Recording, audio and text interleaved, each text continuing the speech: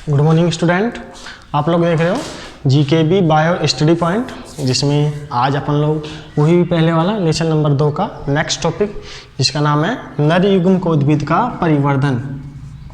ठीक है, नर युग्म कोद्भिद का परिवर्धन। ठीक है, ये डिस्कस करने वाले हैं नर युग्म कोद्भिद का परिवर्तन। ठीक है, नर युग्म कोद्भिद हमारे को सबको पता है। नर युग्म कोद्भिद की प्रथम कोशिका क्या कहलाती है? परागकण कहलाती है। क्या कहलाती है? परागकण कहलाती है। नर युग्म कोद्भिद की प्रथम कोशिका क्या कहलाती है? परागकण कहलाती है। और अपन ने इसमें भी पढ़ा था। ठीक है, इससे पहले वाले वीडियो में यही अपन ने अच्छे से डिस्कस किया था। अब इसके बाद में हम लोग आगे देखते हैं। ठीक है, नर युग्म कोद्भिद का जो परिवर्तन है, ठीक है, जो नर युग्म कोद्भिद है इसका परिवर्तन परागण से पूर्व, ठीक है, और परागण से बाद में। नर युग्म कोद्भिद का परिवर्तन दोनों समय होता है। परागण की क्रिया से पहले भी नर युग्म कोद्भिद का परिवर्तन होता है और परागण की क्रिया के बाद भी नर युग्म कोद्भिद का परिवर्तन होता है। फिलहाल हम लोग पढ़ते हैं परागण की क्रिया से पूर्व नर युग्म कोद्भिद का परिवर्तन कैसे होता है। ठीक है, परागण की क्रिया से पूर्व अपन लोग देखते हैं। ठीक है, तो जो परागण है परिपक्व होना चाहिए संपूर्ण रूप से।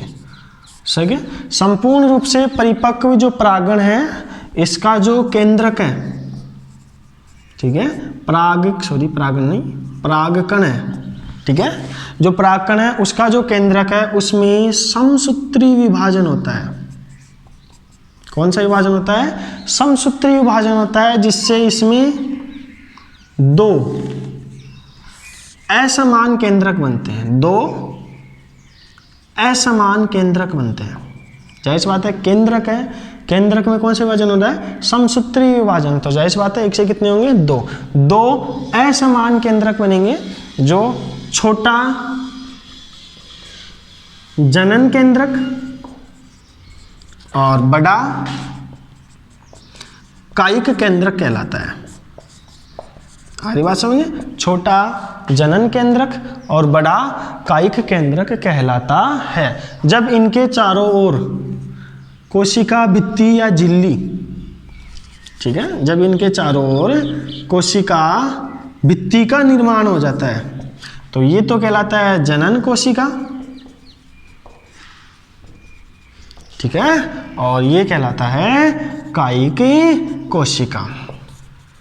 आ रहा है समझ में? ये तो क्या कहलाता है? जनन कोशिका। जो छोटा जनन केंद्रक है वो कहलाता है जनन कोशिका। जो बड़ा होता है वो कायिक केंद्र, वो क्या कहलाता है? कायिक। मतलब छोटी होती है वो जनन कोशिका होती है और बड़ी होती है वो क्या कहलाती है? कायिक कोशिका होती है। ये जो जनन कोशिका है, ठीक है, ये प्रारंभ में, आगे बात समझे, प्रारंभ में क्या होती है? इस परागकण की भित्ति से जुड़ी हुई रहती है। ठीक है, प्रारंभ में क्या होती है? परागकण की भित्ति से क्या होती है? जुड़ी हुई रहती है। लेकिन बाद में, अरे बात समझे, लेकिन बाद में ये परागकण की भित्ति से क्या हो जाती है? अलग हो जाती है। ठीक है, और अलग होने के बाद किस में आ जाती है? कायिक कोशिका के कोशिका द्रव्य में। किस में आ जाती है? जनन कोशिका किस में आ जाती है? कायिक कोशिका के कोशिका द्रव्य में आ जाती है। आगे बात समझिए, बात करें कायिक कोशिका की, ठीक है, ये बड़ी होती है आकार में और इसमें सघन कोशिका द्रव्य पाया जाता है। इसका कार्य क्या है? इसमें खाद्य पदार्थ संचित होते हैं। क्या संचित होते हैं? इसमें खाद्य पदार्थ संचित होते हैं जो जनन कोशिका के द्वारा, आगे बात समझिए, जो युग्मक बनेंगे उन्हें खाद्य पदार्थ पोषित करेगी ये कोशिका। ठीक है, तो ये क्या होती है? कायिक कोशिका में क्या पाया जाता है? खाद्य पदार्थ से भरी हुई रहती है। आगे बात समझे, एक बार वीडियो देख लेता हूं मैं। ठीक है, अच्छा खासा चल रहा है वीडियो। ठीक है, ये जो कायिक कोशिका है इसमें खाद्य पदार्थ भरे हुए रहते हैं। ठीक है, बात करिए ये जो कायिक कोशिका है, ठीक है, ये आकार में बड़ी होती है। सबको पता है इस चीज के बारे में, आकार में बड़ी होती है। इसका केंद्रक पहले तो क्या होता है बेटे? अनियमित आकार का होता है। ठीक है, और बाद में क्या हो जाता है? गोलाकार हो जाता है। इसी प्रकार इसका केंद्रक प्रारंभ में लेंस के आकार का होता है, जो बाद में क्या हो जाता है, गोलाकार हो जाता है। अब इसके बाद नर युग्मोद्भिद के परिवर्त के बाद में नेक्स्ट टॉपिक होगा बेटे आपका क्या, नर युग्मकों का निर्माण। नर युग्मकों का निर्माण। अब नर युग्मकों के निर्माण में देख लो, बस छोटा सा है, ये जो जनन कोशिका है, इस जनन कोशिका से नर युग्मक बनते हैं।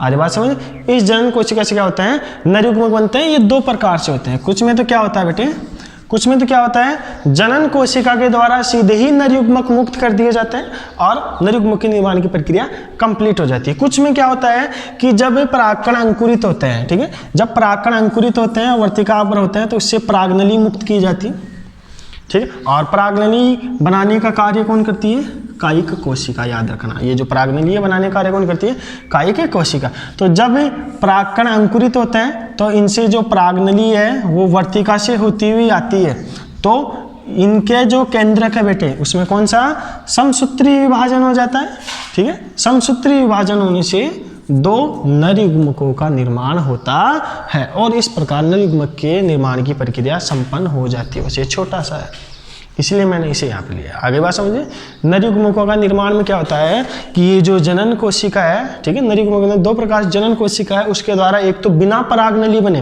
परागनली नहीं बनती है ये, ठीक है, बिना परागनली बने सीधे ही नर युग्मक मुक्त कर दिए जाते हैं, वो तो हो गई सिंपल। दूसरी चीज, दूसरा होता है कि जब परागकण अंकुरित होते हैं तो उसके द्वारा परागनली किसके द्वारा, कायिक कोशिकाओं के द्वारा निर्मित की जाती है। तो वो परागनली वर्तिका से होती हुई नीचे की ओर जाती है, फिर उसके पराग कण के केंद्रक में समसूत्री विभाजन से दो नर युग्मकों का निर्माण होता है, जो बीजांड में जाकर निषेचन की प्रक्रिया को कंप्लीट कर देते हैं। एवरीबॉडी इज क्लियर, ठीक है। अब आप लोग देख लेते हैं, ये जनन कोशिका और कायिक कोशिका में एक अंतर है, ठीक है, इनका अंतर भी देख लेते हैं। जनन कोशिका और कायिक कोशिका, इनमें बेटे दोनों में, जनन कोशिका और कायिक कोशिका में डीएनए की मात्रा तो समान होती है, जबकि आरएनए की मात्रा जो है, जबकि आरएनए की मात्रा है, ठीक है, वो अलग अलग होती है। आरएनए की मात्रा है वो कायिक कोशिका में ज़्यादा होती है, जबकि जनन कोशिका में क्या होती है, कम होती है। और इस प्रकार हमारा जो टॉपिक था नर युग्मकोद्भिद का परिवर्धन, जो 4 पार्टों में बना है, वो कंप्लीट हो चुका है। इसके आगे अपन लोग पढ़ेंगे मादा युग्मकोद्भिद का परिवर्धन और विकास की प्रक्रिया। यदि वीडियो अच्छा लगा है तो इसे लाइक और सब्सक्राइब जरूर करें और रेगुलर स्टडी को जारी रखें, ठीक है। अपन लोग ऐसे ही लगभग क्लियर करते रहेंगे हर टॉपिक, हर नोट्स, ठीक है। और यदि आपको कुछ नहीं समझ में आ रहा है तो आप लोग कमेंट बॉक्स में लिख देना या फिर सर को क्लियर कर देना, वो मुझे बता देंगे, फिर बाद में मैं उसके अकॉर्डिंग या तो ऐसे क्लियर कर दूंगा और ऐसे नहीं होगा तो उसका एक अलग से वीडियो बना के और आपको डाल दूंगा, ठीक है। Thank you.